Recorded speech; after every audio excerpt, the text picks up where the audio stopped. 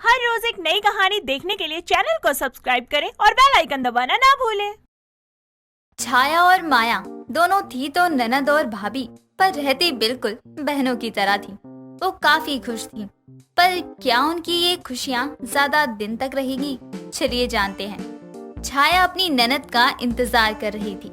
साथ ही dining table पर खाने के सामने बैठकर खाने को देखकर वो खुद से कहती है, ननद जी जल्दी से घर आ जाओ, मैं आपका वेट कर रही हूँ।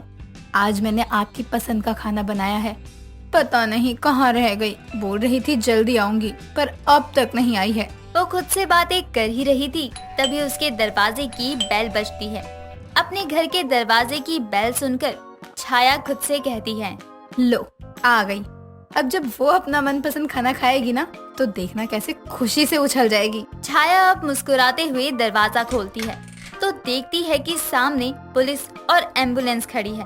पुलिस और एम्बुलेंस को अचानक से ऐसे अपने दरवाजे पर देखकर वो खुद से कहती है, ये पुलिस यहाँ और ये एम्बुलेंस क्या कर रही है यहाँ पर? इंस्पेक्टर साहब, आप यहाँ पर? जी हाँ, हम यहाँ पे। क्या ये माया का घर है? हाँ, ये माया का घर है और मैं उसकी भाभी हूँ। क्या हुआ इंस्पेक्टर साहब, मेरी ननद ने कुछ किया है क्या?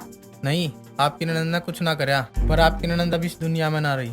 क्या? मेरी ननद को क्या हुआ? कहाँ है वो?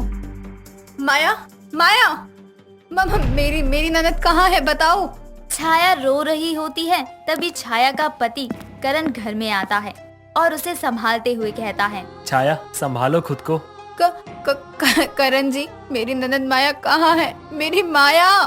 छाया, माया घर आ रही थी और उसकी कार का ब्रेक फेल हो गया और नहीं, मेरी ननद मुझे छोड़कर नहीं जा सकती। मैं जानती हूँ आप लोग मेरे साथ मजाक कर रहे हैं। मजाक कर रहे हैं ना आप लोग। छाया अपने पति से ये सब बोल ही रही थी, तभी माया की लाश वार्ड बॉय उसके घर में लेकर आते हैं। अपनी ननद की लाश देखकर छाया के पैरों तले जमीन खिसक जाती है। छाया के अंदर इतनी हिम्मत ही नहीं थी कि वो अपनी ननद का चेहरा देख सके। पर माया अब इस दुनिया में नहीं रही और छाया को ये सच अब अपनाना होगा। बस ये सोचकर करण माया की लाश के ऊपर से वो सफेद कफन हटाता है।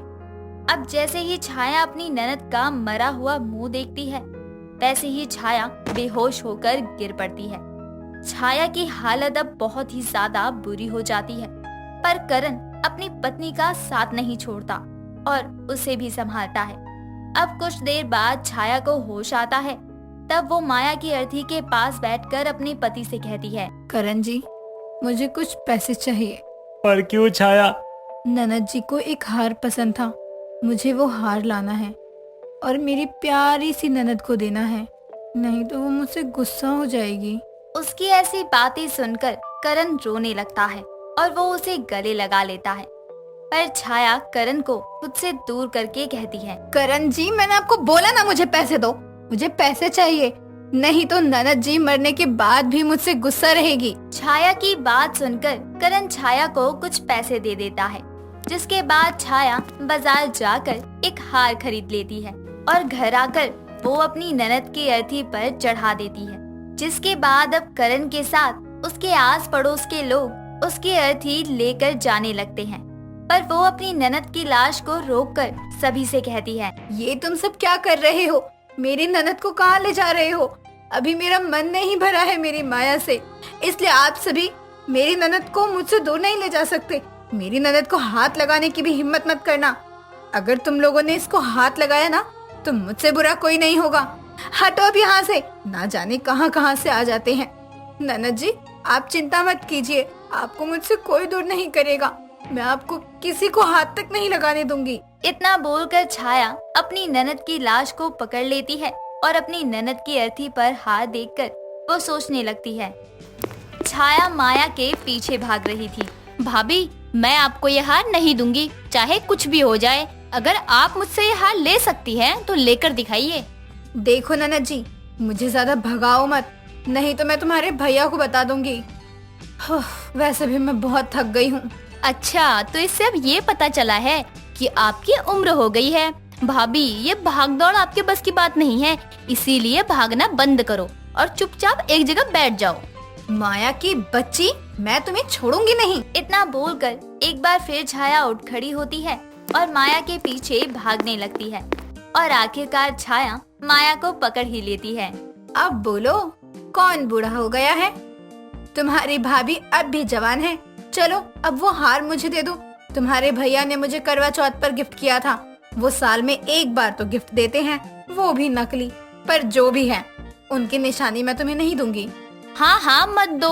अच्छा चलो अब ज्यादा भागो मत इधर उधर, आकर बैठ जाओ, नहीं तो आपके जोड़ों में दर्द होने लगेगा। खैर भाभी, मैं क्या बोल रही थी कि ये भैया ने दिया है ना, इसीलिए मुझे नहीं चाहिए। साथ ही ये पुराना भी हो गया है, इसीलिए आप मुझे नया हार दिला दो ना। हाँ हाँ दिला दूंगी, पर अभी नहीं, जब तुम शादी करोगी तब। भाभी देखो, ऐसा मत करो, क्या पता मेरी शादी ही ना हो और मैं शादी से पहले ही मर जाऊं। चलो कोई बात नहीं, अगर मैं मर भी गई तो आप एक काम करना कि मेरे मरने के बाद भी हार खरीद कर मेरी अर्थी पर रख देना। जीते जी ना सही, मरने के बाद ही सही उसे पहन लूंगी। माया, अगर ये फालतू की बकवास करनी है ना तो मुझसे बात मत किया करो, समझी? मैं जा रही हूँ। छाया अब गुस्से में वहाँ से चली जाती है। अपनी भाभी को इस तरह गुस्से में देखकर माया को जरा भी अच्छा नहीं लगता और वो अपनी भाभी को मनाने के लिए किचन में आती है, जहाँ वो देखती है कि उसकी भाभी गुस्से में रोटियां बना रही हैं। अपनी भाभी को गुस्से में देखकर माया अपनी भाभी के पास आती है और स्लिप पर बैठकर अपनी भाभी से कहती है, भाभी मैं क्या बोल रही थी कि जब आप गुस्से में रहती हो ना तो आप मुझे जरा भी अच्छी नहीं लगती। आप ना हंसते रहा करो, आप बहुत अच्छी लगती हो। हाँ हाँ, अब तो बोलोगी ही, मुझे गुस्सा जो दिला दिया है। भाभी अब मैं आपको गुस्सा नहीं दिलाऊंगी तो और किसको दिलाऊंगी? अब आप ही तो हो मेरी दोस्त, माँ पिता बहन सब कुछ। अच्छा, मतलब तुम्हारे भैया तुम्हारे लिए कुछ नहीं है? ये सही है। भाभी भैया बहुत गुस्सा करते हैं, पर जैसे भी है बेस्ट है। मैं आप दोनों को कभी खोना नहीं चाहती हूँ। लव यू भाभी। दोनों ननद भाभी आपस में बातें कर रही थी। तभी करण घर आता है और अपनी पत्नी और बहन के पास आकर उनसे कहता है, क्या चल रहा है दोनों ननद और भाभी में? वही जो आपके बीच नहीं चलता। माया की बच्ची, तेरी तो जुबान बहुत चलने लगी है। रुक, तुझे तो मैं अभी बताता हूँ। इतना बोलकर अब करण भी अपनी बहन के पीछे भागने लगता है, पर वो उसे पकड़ नहीं पाता। अपने पति को उसके पीछे भागता हुआ देखकर छाया करण से कहती है, करण जी मत भागो ननद जी के पीछे, आप उन्हें नहीं पकड़ पाएंगे। और अगर आप उन्हें नहीं पकड़ पाए तो फिर आपकी लाडली आपको बूढ़ा बोलेगी। हाँ वैसे कह तो सही रही हो तुम। खैर छाया, मुझे तनख्वाह मिली है, इस तनख्वाह को तुम रखो। ये सही है, भाभी को तो पैसे दे दिए, पर बहन को कौन देगा? अरे तू पैसे लेके क्या करेगी, तेरे लिए तो हम तो है ना। देख रही हो भाभी, अब बोलूंगी तो बोलेंगे कि बोलती है, पर कोई बात नहीं, देख लेना एक दिन जब मैं इस दुनिया में नहीं रहूंगी तब आप लोग बहुत रोओगे और तब आप लोग मेरी लाश को चाहे कितना भी क्यों न हिला ले, पर उठने वाली नहीं हूँ। लेकिन हाँ, मेरी अर्थी पर पैसे जरूर रख देना, क्या पता मरने के बाद खाना मिले ना मिले, कम से कम पैसे होंगे तो बाहर से कुछ खा तो लूंगी। माया तुम पागल हो गई हो क्या? कितनी बार बोला है तुम्हें कि ये मनहूस किस्म की बातें मुझसे मत किया करो। हर वक्त मरने की ही बातें करती रहती हो, ना जाने किसकी जुबान रट रखी है।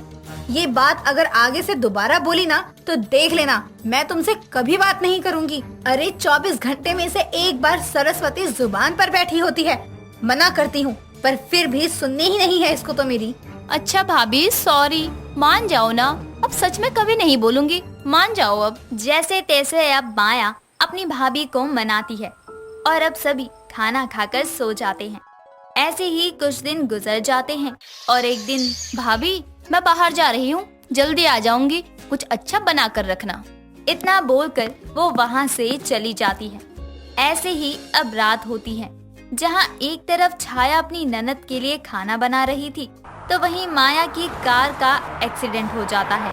अब अचानक छाया अपने पति से एक बार फिर कहती है, अजी पैसे दे दो, मेरी ननद को पैसे चाहिए, जल्दी दो ना पैसे। छाया क्या हो गया है तुम्हें? देखो तुम्हारी ननद मर चुकी है, वो अब इस दुनिया में नहीं रही। उसकी अर्थी को छोड़ दो, समय निकला जा रहा है, उसका अंतिम संस्कार करना है। तुम क्या चाहती हो? मरने के बाद भी माया को शांति न मिले? सोचो तुम्हारी ऐसी हालत देख उसे कितना दुख हो रहा होगा। छाया अब रोने लगती है और साइड हो जाती है, जिसके बाद अब करण और बाकी लोग माया की लाश को वहाँ से ले जाते हैं और उसका अंतिम संस्कार कर देते हैं। छाया और साक्षी मालती की दो बहू थी। कहने को तो दोनों समझदार थी, लेकिन छाया मालती की बड़ी बहू बहुत घमंडी थी। वो केवल अपने बारे में ही सोचती और उसके मुकाबले मालती की छोटी बहू साक्षी सबके बारे में सोचती।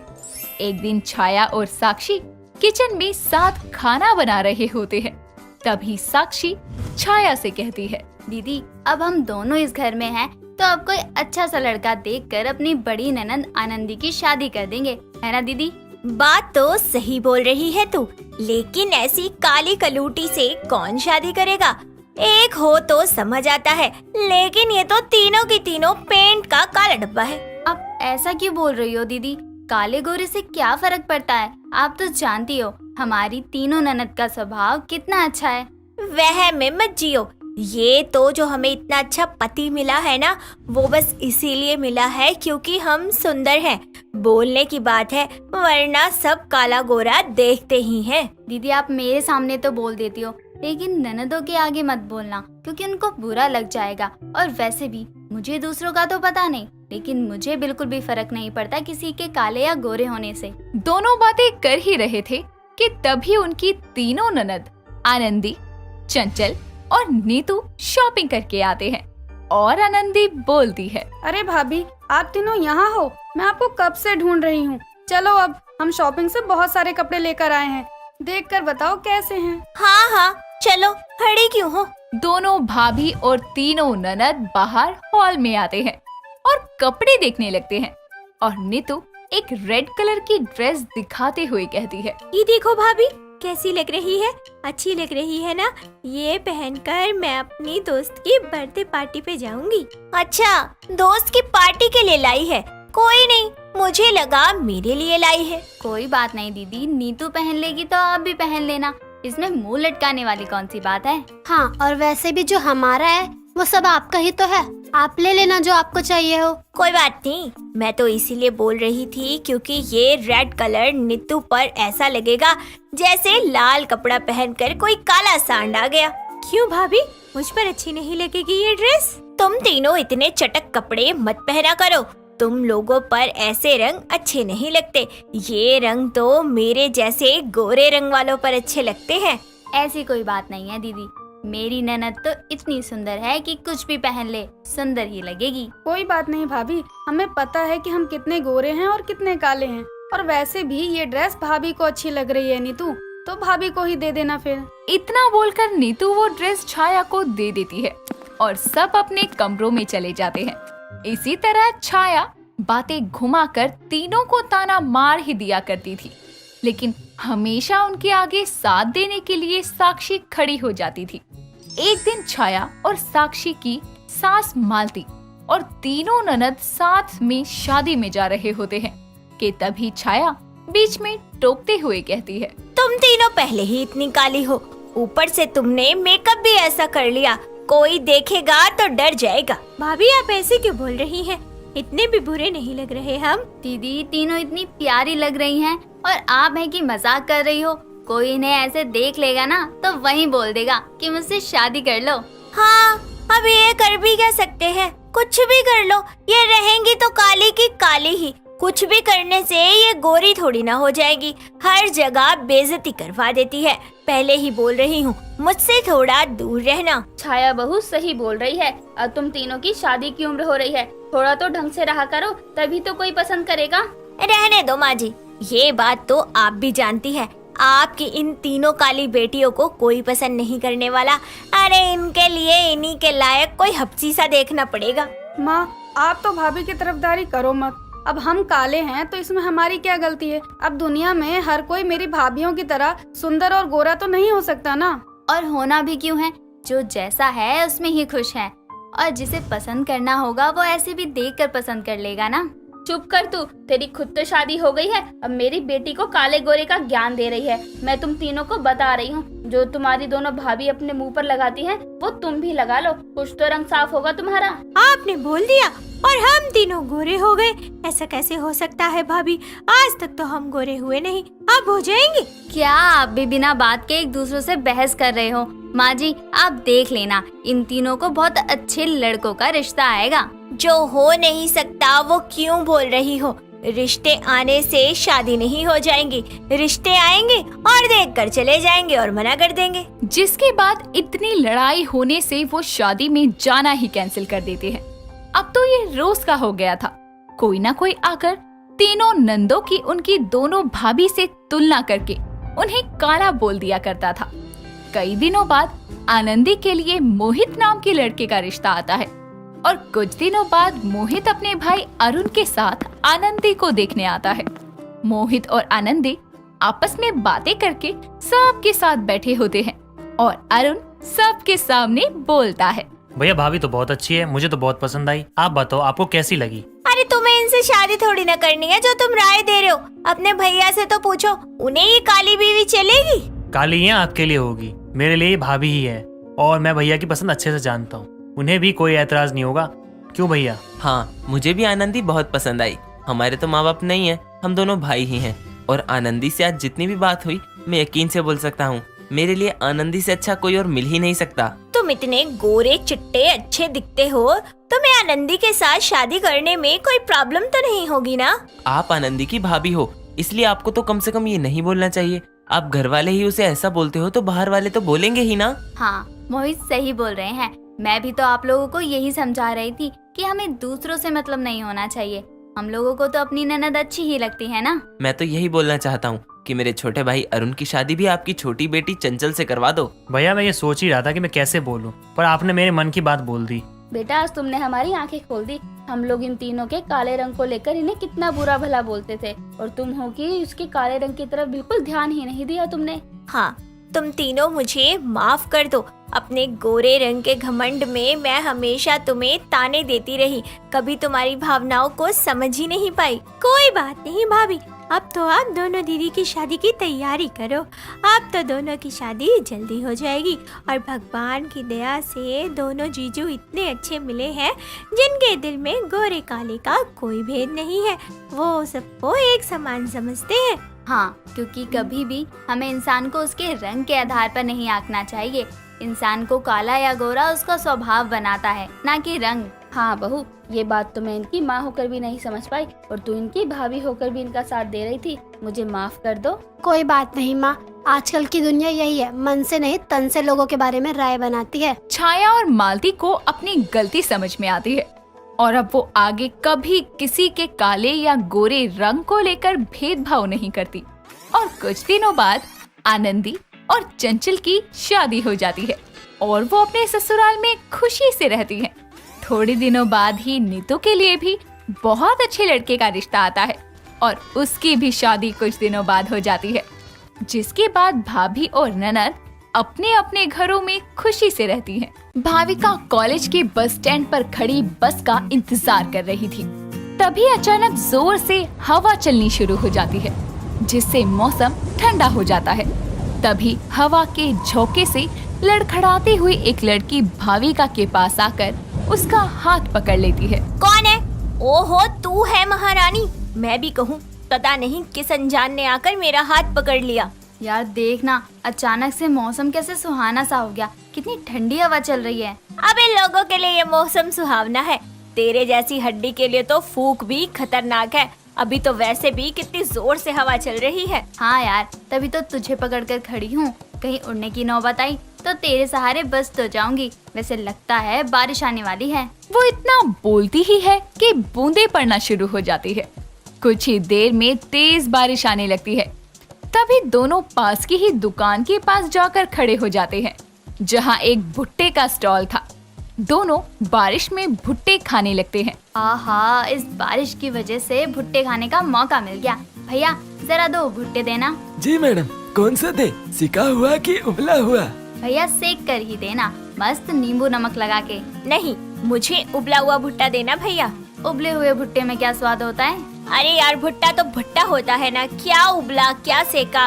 और वैसे भी कल मैंने घर जाते हुए सेका हुआ भुट्टा खाया था, तो आज उबला हुआ खा लेती हूँ। अच्छा, वैसे क्या झमाझम बारिश हो रही है ना यार? हाँ यार, और फिर भुट्टा खाने का आनंद बारिश में सबसे ज्यादा है।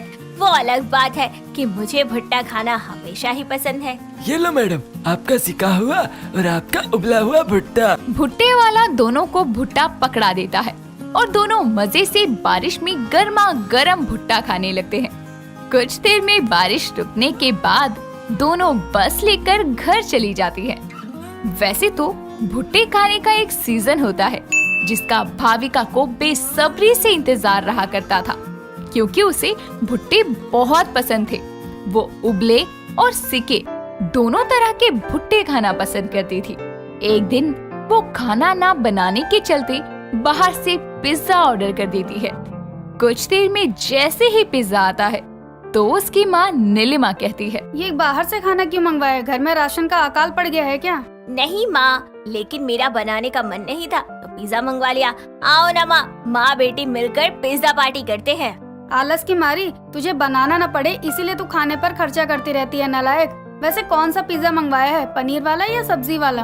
कॉर्नफ्लावर पिज्जा मेरा फेवरेट है। भुट्टे के दाने वाला पिज्जा? बताओ, भुट्टे से तो तेरा मन ही नहीं भरता क्या? देखियो, खाली मक्के के दाने से ही भरा पड़ा है। इससे अच्छा तो टमाटर वाला मंगवा लेती, ये तो घर में भी बन जाता है।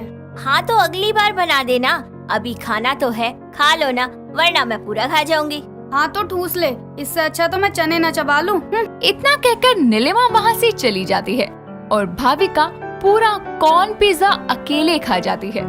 ऐसे ही वो रोज भुट्टा किसी न किसी रूप में खाया करती। समय बीतता है और उसकी शादी अमर नाम के लड़के से हो जाती है और वो अपनी शादीशुदा जिंदगी की शुरुआत करती है। एक रोज वो बाजार से बहुत सारे भुट्टे खरीद कर लाती है, जिसे देखकर उसकी सास मंजुला कहती है, बहू ये थैला भरकर भुट्टे क्यों लाई है? किस काम आएंगे ये? डांडिया खेलने के लिए। अरे माँ जी, भुट्टे हैं तो खाने के काम ही आएंगे ना। अरे तो 4-5 भुने हुए ले आती ना, तू तो थैला भरकर कच्चे भुट्टे ले आई। हाँ तो रोज 2-4 सेक कर खाते रहेंगे। वो क्या है ना सासू माँ, मुझे ना भुट्टे बहुत पसंद है और सस्ते में मिल रहे थे तो मैंने थैला भर के ले लिए। बहुत सस्ते मिल रहे थे, फ्री में नहीं, जो भुट्टों का भंडार ही ले आई। अब लाई है तो कचरा पेटी में मत फेंक दियो। और ये बता, कुछ सब्जियां भी लाई है या भुट्टों का खाना ही परोसेगी? सासू माँ इतनी भी पागल नहीं हूँ मैं, आलू प्याज टमाटर सब लिया है मैंने, जाकर किचन में रख देती हूँ। तभी वो थैला लिए किचन में चली जाती है और अगले दिन शाम के समय वो कुछ भुट्टे गैस पर सेककर अपनी सास के साथ खाने के लिए हॉल में आती है। तभी उसकी पड़ोसन सरोजा वहाँ आकर कहती है, राम राम मंजुला बहन, क्या चल रहा है? पंखा चल रहा है। हाँ तो लटक के मर जा। क्या? अरे बहू, मैं तो मजाक कर रही थी, घबरा मत, हमारा चलत रहता है। हाँ तो किसकी चुगली करने आई है आज? अरे मैं न करती चुगली उगली, मोहे तो ये भुट्टे की खुशबू खींच लाई, जहाँ तक गरम लग रहे हैं। हाँ आंटी जी, सेके हैं अभी, लीजिए ना। अच्छा तू कह रही है तो लेने में का जातो है। मंजुला तू ना खा रही, उठा ले तू भी एक। तभी सरोजा और मंजुला एक एक भुट्टा उठाकर खाने लगती हैं। मंजुला एक बार खाते ही अपने गाल पर हाथ रखकर चिल्लाती है, हाय मेरे दांत! अरे बहू, इतने कड़क भुट्टे कौन सेकता है? अरे मोहे तो कड़क ना लग रहे, ठीक ही भुने हैं। मोहे तो लग रहा है बुढ़ापे में तेरे दांतन में ही कमजोरी आ गई है मंजुला। ऐसा कुछ नहीं है। जे तो दिख ही रहा है, जब भी तो भुट्टे के दाने चबाने में दिक्कत आ रही है। बहू तेरे सास के दांत अब भुट्टे खाने लायक ना रहे। एक काम करिए, बाकी के भुने भुट्टे मैं ही ले जाती हूँ, घर पर तेरे अंकल को भी खिला दूंगी। अरे पर भाविका की बात को अनसुना कर सरोज भुट्टे उठाकर घर ले जाती है। तभी भाविका कहती है, कैसी पड़ोसन है सासू माँ आपकी, सारे भुट्टे ले गई, अभी मुझे अपने लिए दोबारा सेकने पड़ेंगे। अरे वो तो खाने की ही भूखी रहती है, मौका मिला नहीं कि सामान लपेट कर निकल लेती है। लेकिन बहू, तेरे ये भुट्टे मेरे खाने लायक नहीं है, क्योंकि ये जो बचे खुचे दांत हैं, इन्हें मैं तोड़ना नहीं चाहती। इतना कहकर मंजुला अपने कमरे की तरफ चली जाती है। शाम को जब सभी खाने के लिए बैठते हैं तो खाने की खुशबू लेते हुए अमर कहता है, क्या खुशबू है यार, कुछ स्पेशल बनाया है क्या?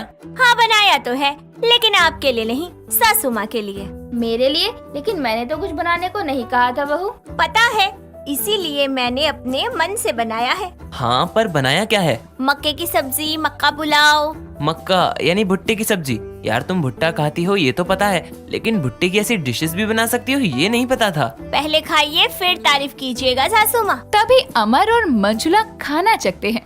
उसे खाते ही दोनों के चेहरे पर चमक आ जाती है। तभी भाविका के बनाए खाने की तारीफ करते हुए मंजुला कहती है, के दानों की सब्जी तो बड़ी स्वादिष्ट है बहू। इसे तूने भुट्टे को उबाल कर बनाया है ना? हाँ सासू माँ, वो शाम को आज आप अपने दांतों की वजह से भुट्टा नहीं खा पाई, तो मैंने सोचा आपको इस नई तरीके से भुट्टा खिला दूं, क्योंकि सेहत के लिए भी तो बहुत अच्छे हैं ये, और टेस्टी भी। सही किया बहू। हाँ, और जब तक भुट्टों का सीजन चल रहा है मैं तो जम के भुट्टे खाऊंगी। आप लोगों को भी अलग अलग तरीके से बना के खिलाऊंगी। तू तो भुट्टों की दीवानी ही हो गई है बहू, लेकिन अपनी ये सास को उबले भुट्टे ही दियो, क्योंकि ये बुढ़िया भुट्टे चबाने लायक नहीं है। चल अब तू भी खा ले हमारे साथ। हाँ भाविका बैठो ना।